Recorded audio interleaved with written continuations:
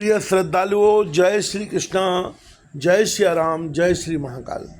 भगवान श्री रामचंद्र जी महाराज ने बनवासी का वेश धारण किया और वेश धारण करके महल के बाहर आ गए। वशिष्ठ जी को जब ये बात पता लगी, वशिष्ठ जी भी बाहर आ गए। तो उसी समय का वर्णन करते हुए तुलसीदास जी महाराज लिखते हैं, निकस वशिष्ठ द्वार वह ठाणे, देखे लोग बिरह दौ डाले, कहे प्रिय बचन सकल समझाए, विप्रवृंद रघुवीर बुलाए। राजमहल से निकलकर श्री रामचंद्र जी वशिष्ठ जी के दरवाजे पर जा खड़े हुए और देखा कि सब लोग बिरह की अग्नि में जल रहे हैं। उन्होंने प्रिय वचन कहकर सबको समझाया।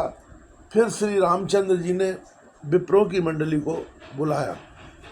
गुरुशन कह बर शासन दीने, आदर विनय आदर दान विनय बस कीने, जाचक दान मान संतोषे, मीत पुनीत प्रेम परितोषे। गुरुजी ने कहकर उन सबको वर्षासन वर्ष भर का भोजन दिए और आदर दान तथा विनय से उन्हें वश में कर लिया। फिर याचकों को दान और मान देकर संतुष्ट किया तथा मित्रों को पवित्र प्रेम से प्रसन्न किया। दासी दास बुलाए बहोरी, गुरह सौंप बोले कर जोरी, सबके सार समार गुसाई, करव जनक जननी की नाई। फिर दास दासियों को बुलाकर उन्हें गुरुजी को सौंपकर हाथ जोड़कर बोले, हे गुसाई, इन सब की माता पिता के समान साय समार देख रेख करते रहिएगा। बारह बार जोर जुग पानी, कातराम सब सन मृदवानी, सोई सब भांत मोर हितकारी, जयते रहे बुआल सुखारी। श्री रामचंद्र जी बार बार दोनों हाथ जोड़कर सबसे कोमल वाणी कहते हैं, मेरा सब प्रकार से हितकारी मित्र वही होगा जिसकी चेष्टा से समाज सुखी रहे। मातु सकल मोरे विरह, जे न होए दुख दीन, सोई उपाव तुम करे सब पुरजन परम प्रवीण। हे परम चतुर पुरवासी सज्जनों, आप लोग सब वही उपाय करिएगा जिससे मेरी सब माताएं मेरे विरह के दुख से दुखी न हो। यह विदराम समय समझावा, गुरुपद पदुम हरस सिरनावा, गणपति गौर गिरीश मनाई, चले आशीष पाए रघुराई। इस प्रकार श्री रामचंद्र जी ने सबको समझाया और हर्षित होकर श्री गुरु जी के चरण कमलों में सिर नवाया। फिर गणेश जी, पार्वती जी और कैलाशपति महादेव जी को मनाकर तथा आशीर्वाद पाकर श्री रघुनाथ जी चले। राम चलत अति भयो विषादु, सुध न जाए पुर आरत नादु, कुश गुण लंका वद अति शोको, हर्ष विषाद विवत्सुर लोको। श्री राम जी के चलते ही बड़ा भारी विषाद हो गया।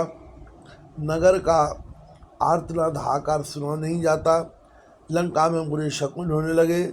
अयोध्या में अत्यंत शोक छा गया और देवलोक में सब हर्ष और विषाद दोनों के वश में हो गए।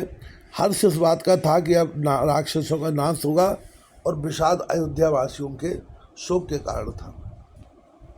गुरु मूर्छा तब भूपति गई मूर्छा, तब भूपति जागे, बोल सुमंत्र कहन अस लागे। राम चले बन प्राण न जाई, कह सुख लाग रहत तन माही। मूर्छा दूर हुई तब राजा जागे और सुमंत को बुलाकर ऐसा कहने लगे, श्री राम वन को चले गए पर मेरे प्राण नहीं जा रहे हैं। न जाने ये किस सुख के लिए शरीर में टिक रहे हैं। यहीं ते कबन व्यथा बलवाना, जो दुख पाए तजय तनु प्राणा। पुन धर धीर कहत नर नाहू, ले रथ संग सखा तुम जाहू। इससे अधिक बलवती और कौन सी व्यथा होगी जिस दुख को पाकर प्राण शरीर को छोड़ेंगे। फिर धीरज धरकर राजा ने कहा, हे सखा, तुम रथ लेकर श्री राम जी के साथ जाओ। सुत सुकुमार कुमार दो, जनक सुता सुकुमार, रथ चढ़ाए दिख राय बन, फिर गए दिन चार। अत्यंत सुकुमार दोनों कुमारों को और सुकुमारी जानकी जी को रथ में चढ़ाकर वन दिखलाकर 4 दिन के बाद लौट आना। जो नहीं फिरे धीर दो भाई, सत्य संग दृढ़ वृत्ति रघुराई। तो तुम विनय करे कर जोरी, फिर ये प्रभु मिथिलेश किशोरी। यदि धैर्यवान दोनों भाई न लौटे, क्योंकि श्री रघुनाथ जी प्राण के सच्चे और दृढ़ता से नियम का पालन करने वाले हैं, तो तुम हाथ जोड़कर विनती करना कि हे प्रभु, जनक कुमारी सीता जी को तो लौटा दीजिए। जब सिय कानन देख डराई, कहो मोर सिख अवसर पाई। सास ससुर अस कयु सनेशु, पुत्र प्रिय बन बहुत कलेशु। जब सीता वन को देखकर डरे, तब मौका पाकर मेरी यह सीख उनसे कहना कि तुम्हारे सास और ससुर ने ऐसा संदेश कहा है कि हे पुत्री, तुम लौट चलो, वन में बहुत क्लेश है। पितर गए कबहू कबहू ससुरारी, रहेऊ जहाँ रुच होए तुम्हारी। यह विध करे उपाय कदम्बा, फिर होए प्राण अवलंबा। कभी पिता के घर, कभी ससुराल, जहाँ तुम्हारी इच्छा हो वहाँ रहना। इस प्रकार तुम बहुत से उपाय करना। यदि सीता जी लौट आई तो मेरे प्राणों का सहारा हो जाएगा। नाहित मोर मरण परिणामा, कछु न बसाए भय विधि बामा। अस कय मूर्छा मूरछ परा महराऊ, राम लखन सिय आन दिखाऊ। नहीं तो अंत में मेरा मरण ही होगा। विधाता के विपरीत होने पर कुछ बस नहीं चलता। राम लक्ष्मण सीता को लाकर दिखाओ। ऐसा कहकर राजा मूर्छित होकर पृथ्वी पर गिर पड़े। पाय न जायो सिनाए सिर, रथ अति बेग बनाए। गयो जहाँ बाहर नगर, सिय सहित दो भाई। सुमंत जी राजा की आज्ञा पाकर सिर नवाकर और बहुत जल्दी रथ जुड़वाकर वहाँ गए जहाँ नगर के बाहर सीता जी सहित दोनों भाई थे। तब सुमंत ने वचन सुनाए, कर विनती रथ राम चढ़ाए। चढ़ रथ सिय सहित दो भाई, चले हृदय अवधय सिर नाई।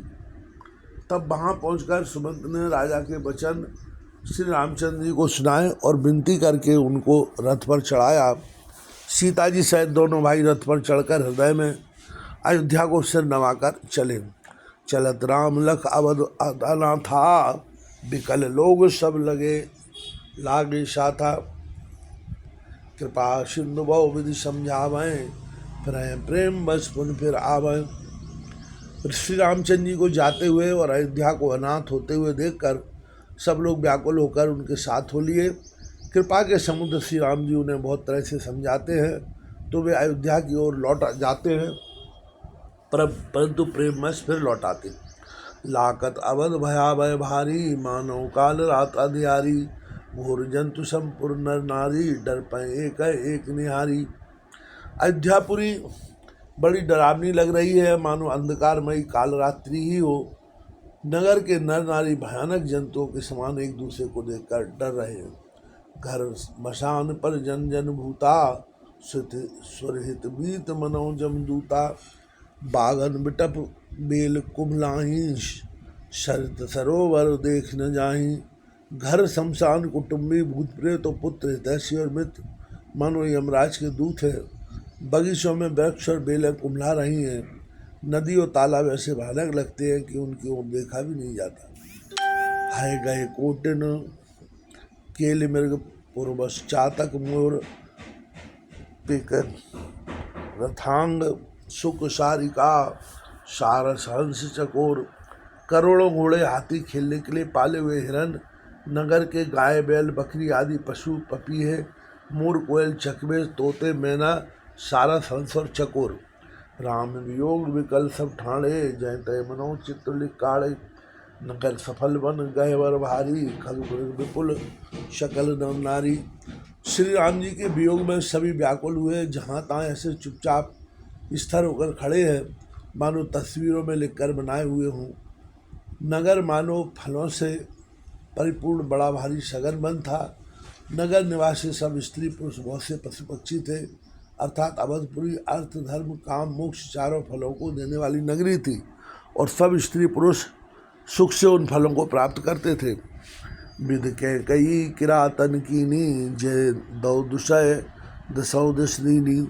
सह न सके रघुवर बिरहागी, चले लोग सब व्याकुल भागी। विधाता ने कैकेयी को भीलनी बनाया, जिसने दसों दिशाओं में दुसह दावाग्नि भयानक आग लगा दी। श्री रामचंद्र जी के विरह की इस अग्नि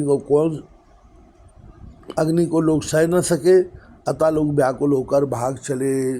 श्री सद्गुरुदेव भगवान की।